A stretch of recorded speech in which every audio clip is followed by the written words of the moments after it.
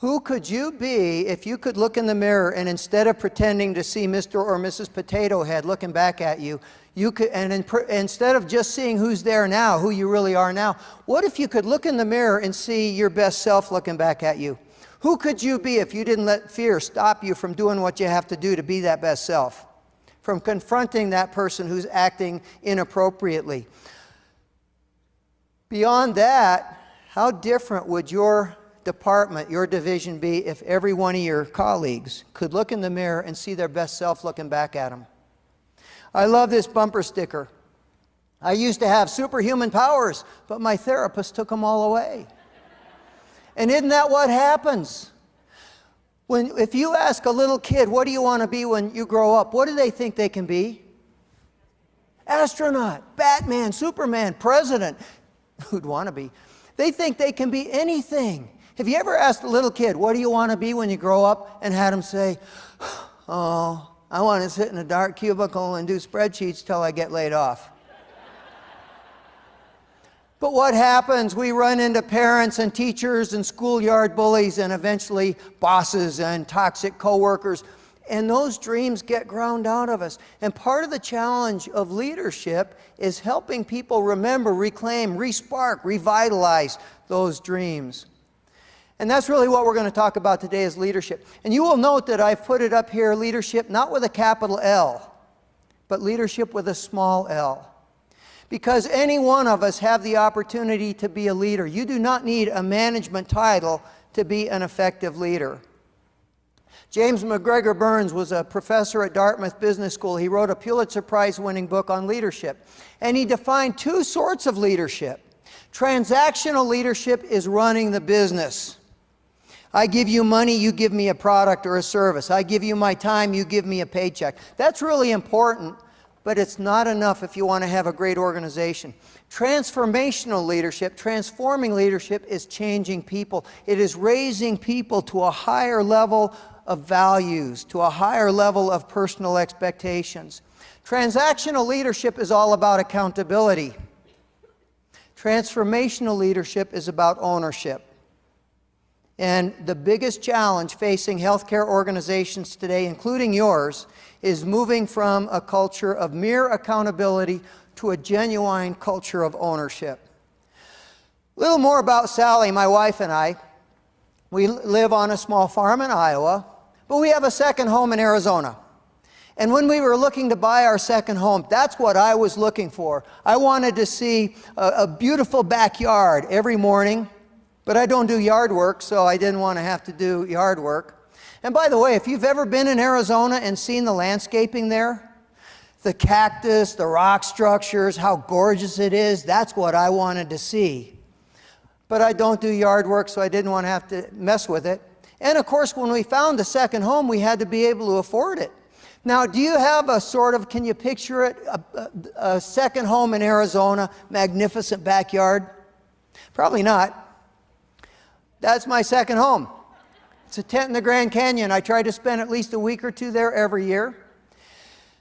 And now I'll show you a picture of the house that we raised our kids in. We lived in this house for almost 20 years. This picture taken a little over a year ago. Now, some of you are making an assumption about what you're seeing here, but again, you're wrong.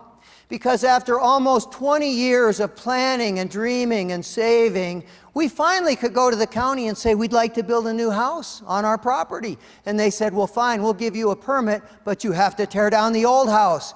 And I thought, well, what a waste that would be. Tear down a perfectly good house. So I called the fire department. Would you like to burn it down for a training exercise? What do you think they said?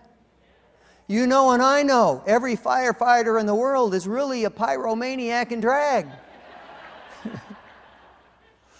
And there's some important lessons here. Lesson number one, things are not always what they seem. Somebody driving by that burning house would have made assumptions, but they were wrong. You look at somebody and you make assumptions about them based on the costume that they're wearing to work, and remind yourself, you're wrong. The assumptions you're making are wrong. Look below the surface.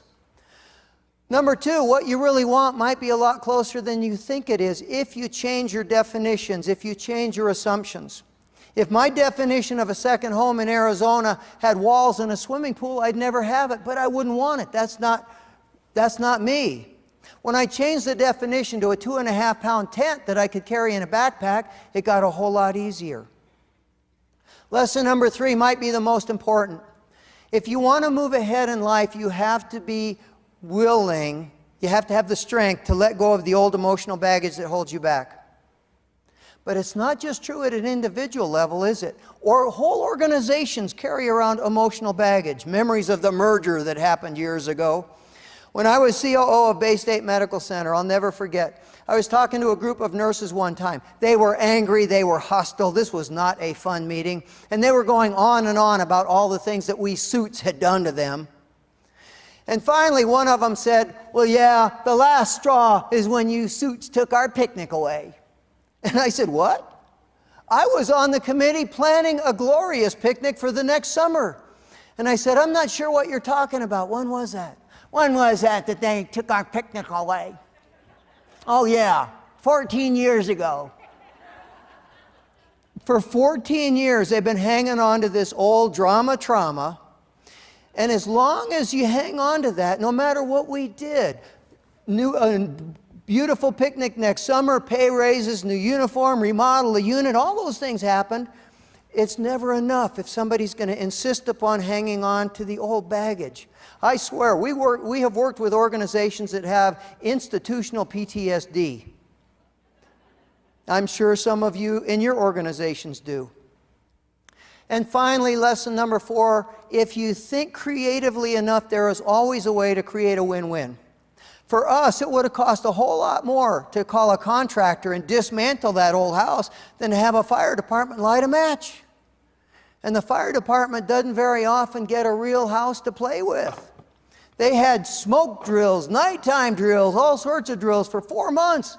And on the last day, we had firefighters come from every surrounding county and play in this burning house. I have a little video clip. At one point, there's 40 guys standing in front of the house. They got their helmets and their axes, and they're smiling, getting their pictures taken. And in the background, you hear this woman's voice saying, "Fine job you guys are doing." I'm assuming you're in this room because you read the title and you want to work on having a more positive culture where you work. One of the things that you must have is you got to get some of your physicians on board. Because you know and I know that nobody can suck the wind out of the sails faster than a surgeon rolling his eyes, "This is really stupid," or being a bully or something like that. So part of your challenge is how do you, when you decide what kind of culture do you want, how do you get the doctors to buy into it so that they see how they can be a winner? And so that instead of sucking the wind out of the sails, they're helping you put more wind into the sails. And that gets me to assumptions. I need to say a word or two about assumptions. And let me just stop for a minute and ask everybody to read what's in the black circle. Thank you. What happens when you take the word assume and break it down? What do you get? Let me introduce you. So I'm going to play a very short video here, and this is just for fun. But see if you can identify the assumption being made. Max, can you roll that for us?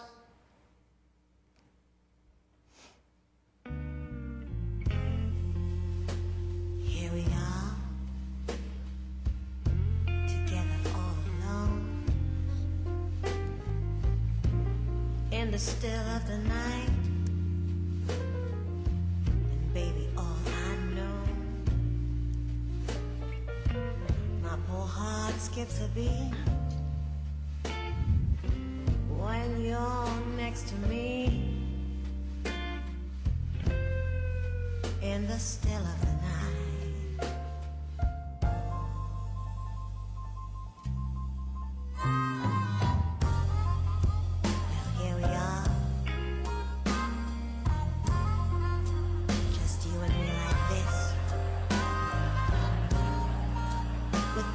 Sweet caress, and with every tender kiss.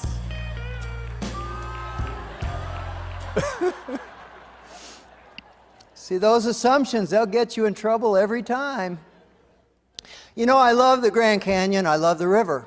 Imagine you are going with me on a river trip with our guide from Outward Bound. And it's a lovely day, the sun is shining, we're having a great time. We stop on this white sandy beach, our guide comes around, are you having fun? Oh yeah, this is great. And he says, well, don't get too complacent because the real adventure is around the next bend. We don't think too much of it till we get back in the raft. He comes around, he yanks on our life jacket, yanks on our helmet, make sure they're on nice and tight. We get back out on the water and suddenly it's going faster and rougher and we drop down into this maelstrom of white water. And our guide there in the back of the boat hollers out, hang on folks, this is it. The Class 5 rapids I've been warning you about all day long. Everybody grab a paddle, dig in, and paddle for your life. And that guy in the middle there in the pink helmet says, I don't paddle. That's not my job. What do? That's right, throw them out of the boat. When you are in Class 5 rapids, I don't care what your name tag says. You pick up a paddle and you do your part. Whether you think it's the best of times or the worst of times in healthcare today, it is turbulent times.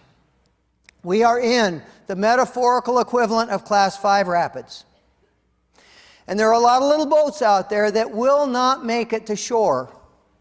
According to the National Rural Health Association, last year more critical access hospitals closed their doors than in the prior 10 years, and we're on track to exceed that number this year.